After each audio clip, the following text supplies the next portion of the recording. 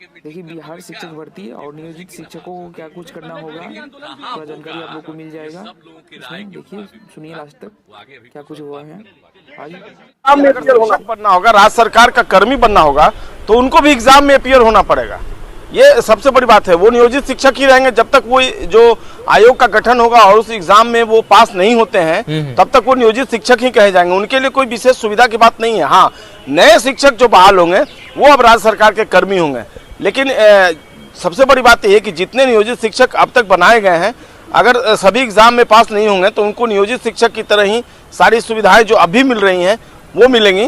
लेकिन एक सबसे बड़ी बात यही है कि अब आयोग जो है, बिहार सरकार द्वारा गठित आयोग जो है, वो एग्जाम लेगा और उसके बाद जो नए शिक्षक होंगे वो बिहार सरकार के कर्मी होंगे। और जो ग्रेजुटी है, जो पेंशन है, जो वेतन बढ़ोतरी का फैसला होगा, जो डीए का फैसला होगा, जिस तरीके से मिल रहा है राज्य सरकार के कर्मियों को, वो सारी सुविधाएं एक मुफ्त एक तरीके से इन नए शिक्षकों को मिलेगी। तो सबसे बड़ी बात यही है कि जो पुराने नियोजित शिक्षक है उन्हें किसी तरह की राहत नहीं मिली। अभी से थोड़ी देर पहले इस बारे में बताया गया है। और जो हम लोगों ने जो एसीएस थे, प्रमुख सचिव थे मंत्रिमंडल सचिवालय विभाग के, एस सिद्धार्थ, उनसे पूछा भी कि जो नए शिक्षक बनेंगे वो तो ठीक है, राज्य सरकार के कर्मी होंगे, जो पुराने नियोजित शिक्षक हैं उनको आप क्या फैसिलिटी दे रहे हैं? बोले उन्हें भी इस एग्जाम में अपियर होना पड़ेगा।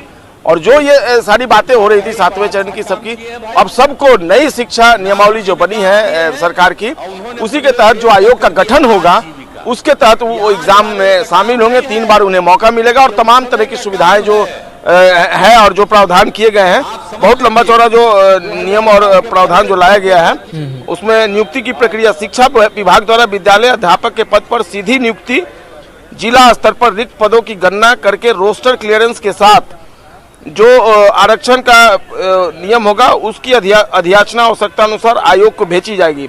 यानी जो जिला के अनुसार जो रिक्तियां होगी उसको आरक्षण के कोटिवार अधियाचना आवश्यकता अनुसार भेजी जाएगी। और सीधी भर्ती हेतु जो नियुक्ति के लिए आवेदन मिलेगा उसकी अनुशंसा की जाएगी।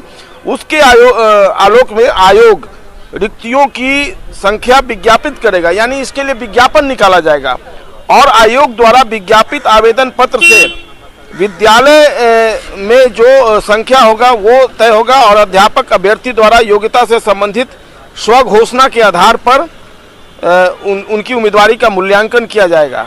तमाम तरह की जो बातें हैं वो धीरे धीरे अब स्पष्ट होने लगी। यानी सरकार ने जो नियमावली है वो करीब करीब तय कर लिया है और आयोग जो है वो विद्यालय अध्यापक के सभी पदों पर सीधी नियुक्ति से भरे जाएंगे। विद्यालय अध्यापक के पद पर नियुक्ति हेतु अनिवार्य जो अर्हता होगी यानी योग्यता होगी वो इस प्रकार से होगी, भारत का नागरिक हो एवं बिहार राज्य का स्थायी निवासी हो। देखिए, इंपॉर्टेंट बातें मैं आपको बता रहा हूँ जी।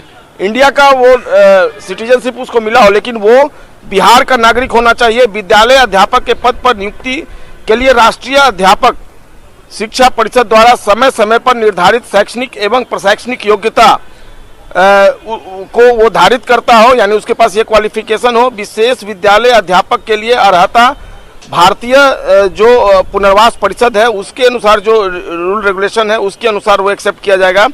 तीसरी बात है कि राज्य सरकार एवं केंद्र सरकार द्वारा समय समय पर आहूत शिक्षक पात्रता परीक्षा उत्तीर्ण हो, लेकिन वर्ष 2012 से पूर्व नियुक्त एवं कार्यरत शिक्षक जो दक्षता परीक्षा उत्तीर्ण होंगे उनके लिए शिक्षक पात्रता परीक्षा में उत्तीर्णता अनिवार्य नहीं होगी। आयु जो है वो बताया गया कि प्राथमिक एवं मध्य विद्यालय में विद्यालय अध्यापक की नियुक्ति के लिए जो नियुक्ति वर्ष की 1 अगस्त को अभ्यर्थियों की न्यूनतम आयु 18 वर्ष यानी मिनिमम जो एज का कैटेगरी रखा गया है योग्यता वो 18 साल एवं कोटिवार अधिकतम आयु सीमा वही होगी जो राज्य सरकार के जो कर्मी होंगे समान प्रशासन विभाग द्वारा पहले से तय है उसके अनुसार निर्धारित किया जाएगा। इसके अलावा कई और जो नियम और जो प्रक्रियाएं निर्धारित की गई हैं उसके अनुसार समय समय पर एक और चीज़ दी गई कि प्राथमिक विद्यालयों में नियुक्ति के लिए नियुक्ति वर्ष की 1 अगस्त को अभ्यर्थियों की न्यूनतम आयु 21 वर्ष होगी एवं जो कोटिवार अधिकतम आयु की सीमा वही होगी जो राज्य सरकार द्वारा समय समय पर निर्धारित किया गया। तमाम तरह की बातें जो हैं अभी जैसा कि आप पूछ रहे थे जी मैं आपको बता दूं कि नियम और जो प्रक्रिया है वो तय कर दी गई है। आयोग जो है जब डिस्ट्रिक्ट से जो वैकेंसी होगी शिक्षकों की वो आयोग को भेजा चलिए, जाएगा। बिल्कुल।